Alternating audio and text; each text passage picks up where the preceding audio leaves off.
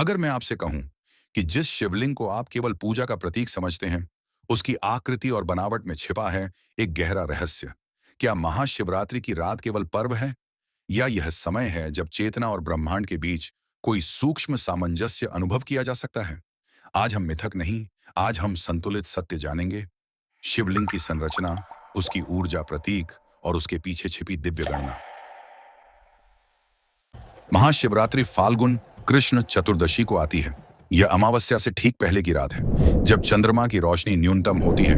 वैज्ञानिक रूप से देखें, चंद्रमा पृथ्वी के महासागरों को प्रभावित करता है। मानव शरीर लगभग 60% जल से बना है। नींद और हार्मोनल चक्र चंद्र चरणों से प्रभावित हो सकते हैं। इसलिए यह रात मनोवैज्ञानिक और जैविक रूप से संवेदनशील हो सकती है। लेकिन ध्यान रखें, कोई वैज्ञानिक प्रमाण नहीं है कि इस रात कोई ऊर्जा विस्फोट होता है।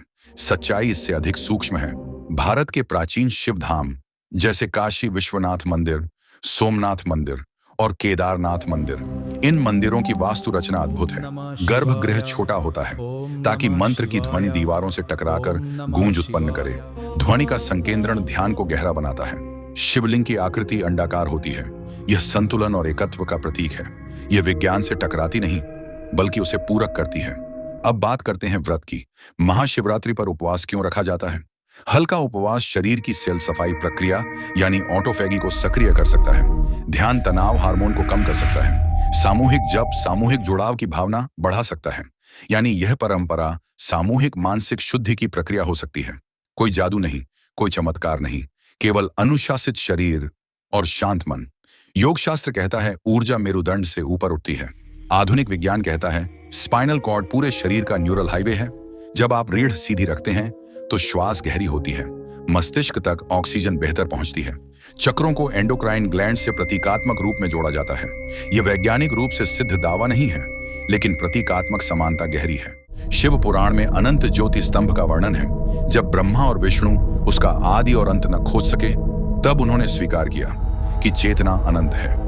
यह कहानी अहंकार के अंत की कहानी है। अब एक महत्वपूर्ण बात, आज की रात को लेकर कई दावे किए जाते हैं। कुछ लोग इसे रहस्यमयी ऊर्जा द्वार कहते हैं, कुछ इसे दिव्य कॉस्मिक घटना मानते हैं। लेकिन सच्चाई यह है, इसका महत्व प्रतीकात्मक और आध्यात्मिक है।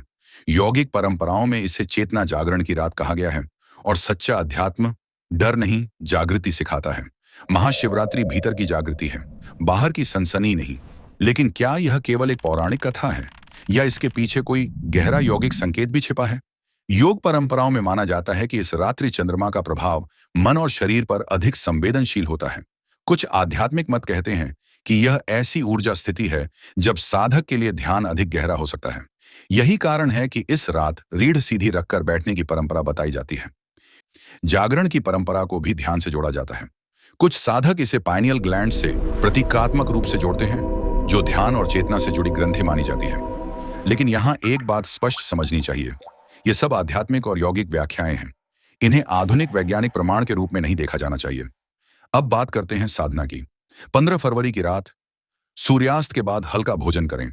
रात 11:30 के बाद स्नान करें। शांत स्थान चुनें। रीढ़ सीधी रखें। 108 बार महामृत्युंजय मंत्र का जप करें, धीरे लय में सचेत होकर। और फिर एक स्पष्ट संकल्प लें, बस इतना। जब पूरी दुनिया सो रही होगी और आकाश मौन होगा, आप रीढ़ सीधी करके बैठिए और सुनिए, बाहर नहीं, भीतर उठती हुई वह ध्वनि। शायद कोई द्वार आकाश में न खुले, लेकिन यदि आप सचेत हुए तो आपके भीतर एक ब्रह्मांड अवश्य खुलेगा। महाशिवरात्रि ब्रह्मांड की घटना नहीं, चेतना की घटना है। यदि आप इस प्रकार की गहरी और संतुलित आध्यात्मिक सामग्री चाहते हैं तो इस चैनल को सब्सक्राइब कीजिए। यह केवल वीडियो नहीं, एक डिजिटल ग्रंथालय है। नीचे कमेंट में लिखें, मैं जागृत हूं, और इस ज्ञान को साझा करें, क्योंकि ज्ञान जब तक बांटा न जाए तब तक पूर्ण नहीं होता। हर हर महादेव।